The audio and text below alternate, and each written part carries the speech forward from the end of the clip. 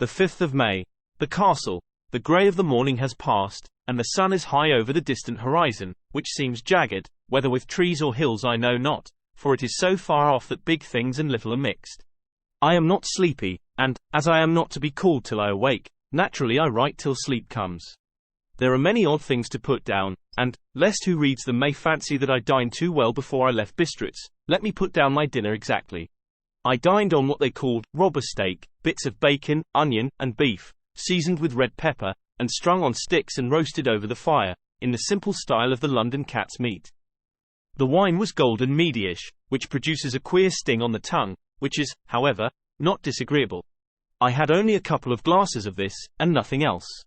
When I got on the coach the driver had not taken his seat, and I saw him talking with the landlady. They were evidently talking of me, for every now and then they looked at me, and some of the people who were sitting on the bench outside the door, which they call by a name meaning word-bearer, came and listened, and then looked at me, most of them pityingly. I could hear a lot of words often repeated, queer words, for there were many nationalities in the crowd, so I quietly got my polyglot dictionary from my bag and looked them out.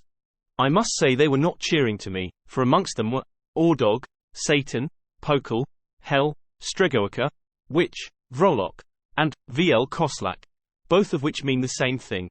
One being Slovak and the other Servian for something that is either werewolf or vampire. Mem. I must ask the Count about these superstitions. When we started, the crowd round the inn door, which had by this time swelled to a considerable size, all made the sign of the cross and pointed 2 fingers towards me. With some difficulty I got a fellow passenger to tell me what they meant. He would not answer at first, but on learning that I was English, he explained that it was a charm or guard against the evil eye. This was not very pleasant for me, just starting for an unknown place to meet an unknown man. But everyone seemed so kind-hearted, and so sorrowful, and so sympathetic that I could not but be touched. I shall never forget the last glimpse which I had of the inn-yard and its crowd of picturesque figures, all crossing themselves, as they stood round the wide archway, with its background of rich foliage of oleander and orange trees in green tubs clustered in the centre of the yard. Then our driver, whose wide linen drawers covered the whole front of the box seat, Gotzer, they call them, cracked his big whip over his 4 small horses, which ran abreast, and we set off on our journey. I soon lost sight and recollection of ghostly fears in the beauty of the scene as we drove along. Although had I known the language, or rather languages, which my fellow passengers were speaking, I might not have been able to throw them off so easily. Before us lay a green sloping land full of forests and woods, with here and there steep hills, crowned with clumps of trees or with farmhouses, the blank gable end to the road. There was everywhere a bewildering mass of fruit blossom, apple, plum, pear, cherry, and as we drove by I could see the green grass under the trees spangled with the fallen petals. In and out amongst these green hills of what they call here the Mittelland, ran the road, losing itself as it swept round the grassy curve, or was shut out by the straggling ends of pine woods, which here and there ran down the hillsides like tongues of flame. The road was rugged, but still we seemed to fly over it with a feverish haste. I could not understand then what the haste meant, but the driver was evidently bent on losing no time in reaching Borgo Prund. I was told that this road is in summertime excellent, but that it had not yet been put in order after the winter snows. In this respect it is different from the general run of roads in the Carpathians, for it is an old tradition that they are not to be kept in too good order. Of old the Hospodars would not repair them, lest the Turks should think that they were preparing to bring in foreign troops, and so hasten the war which was always really at loading point. Beyond the green swelling hills of the Mittelland rose mighty slopes of forest up to the lofty steeps of the Carpathians themselves. Right and left of us they towered, with the afternoon sun falling full upon them and bringing out all the glorious colours of this beautiful range, deep blue and purple in the shadows of the peaks, green and brown where grass and rock mingled, and an endless perspective of jagged rock and pointed crags, till these were themselves lost in the distance, where the snowy peaks rose grandly. Here and there seemed mighty rifts in the mountains, through which, as the sun began to sink, we saw now and again the white gleam of falling water.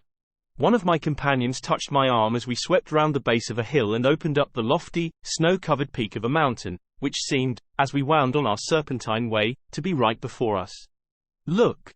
Ist sek! God, seat!" And he crossed himself reverently.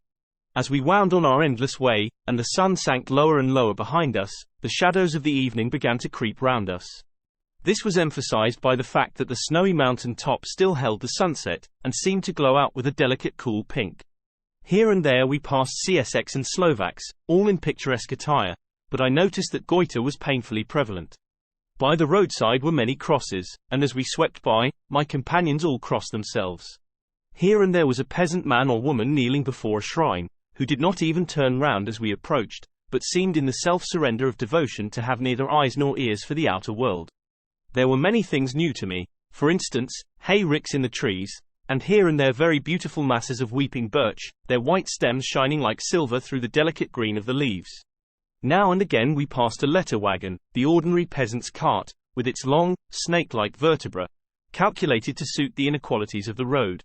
On this were sure to be seated quite a group of homecoming peasants, the CSX with their white, and the Slovaks with their coloured, sheepskins, the latter carrying lance-fashion their long staves, with axe at end.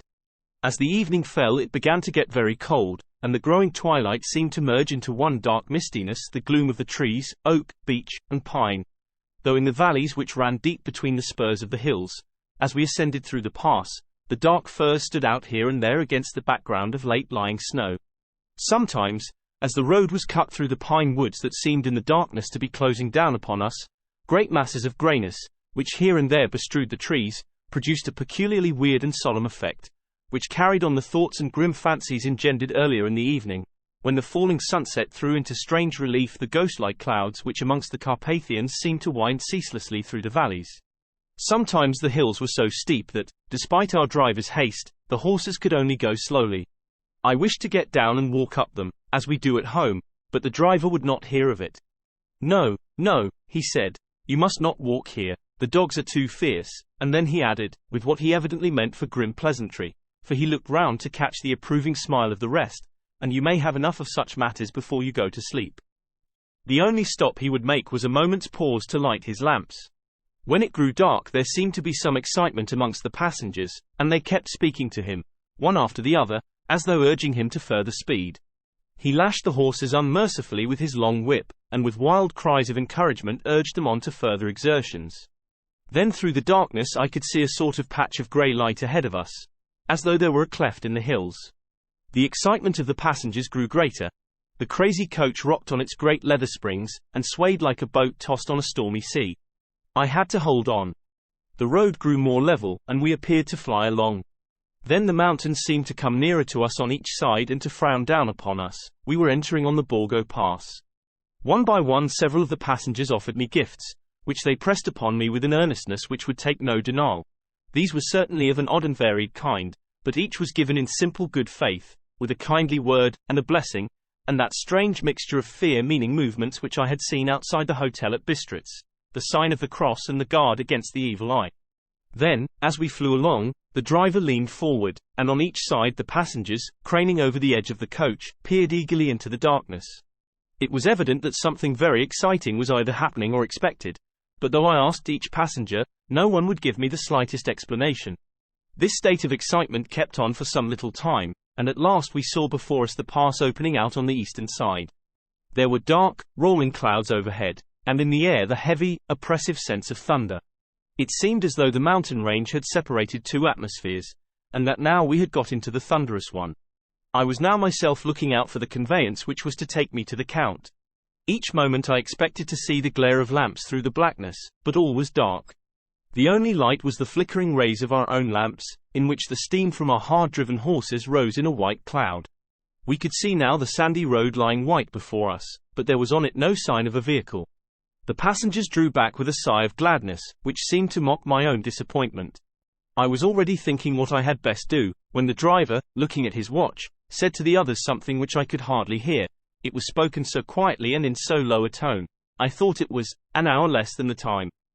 Then turning to me, he said in German worse than my own, "There is no carriage here. The Herr is not expected after all. He will now come on to Bukovina, and return tomorrow or the next day, better the next day." Whilst he was speaking the horses began to neigh and snort and plunge wildly, so that the driver had to hold them up. Then, amongst a chorus of screams from the peasants and a universal crossing of themselves, a caleche, with 4 horses, drove up behind us, overtook us, and drew up beside the coach. I could see from the flash of our lamps, as the rays fell on them, that the horses were coal-black and splendid animals. They were driven by a tall man, with a long brown beard and a great black hat, which seemed to hide his face from us. I could only see the gleam of a pair of very bright eyes, which seemed red in the lamplight, as he turned to us. He said to the driver, "You were early tonight, my friend." The man stammered in reply.